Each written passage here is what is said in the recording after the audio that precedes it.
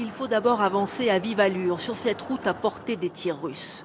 Sur la droite, un blindé américain Bradley. En face, à 1 kilomètre, les premières lignes de l'armée de Vladimir Poutine.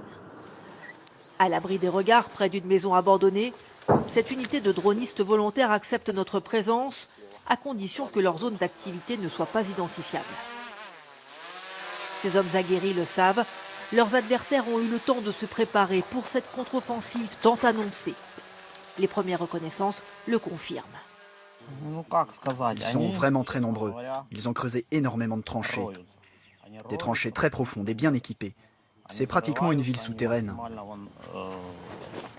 Dans la guerre des drones, les Ukrainiens ont longtemps eu un coup d'avance. Au début du conflit, ils prennent leur adversaire par surprise avec ces frappes ciblées. Les petits engins civils modifiés deviennent des armes indispensables. Cette unité est reconnue comme l'une des plus efficaces. Alors que les canons grondent en permanence, concentration maximale. Les opérateurs viennent d'identifier une cible à 3 km. On charge notre drone d'explosifs pour en faire un drone kamikaze.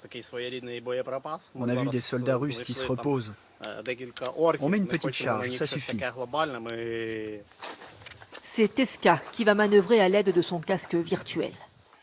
Le drone kamikaze, un appareil bon marché fourni par des donateurs, décolle vers sa cible. Mais au bout de quelques minutes, l'opérateur rencontre un obstacle. J'ai plus de connexion. Son coéquipier Molot tente de retrouver le signal. En vain.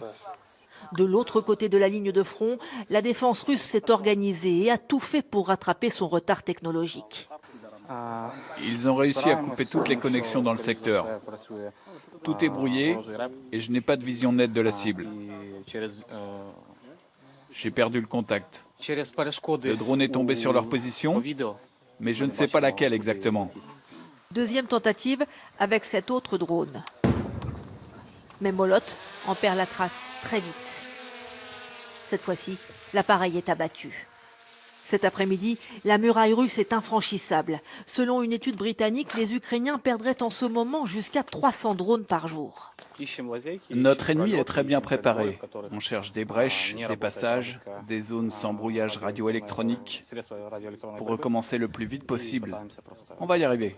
Cette mission illustre les difficultés actuelles de l'armée ukrainienne dans cette contre-offensive face à des Russes très équipés. L'Ukraine qui grignote du terrain, mais la progression reste très lente.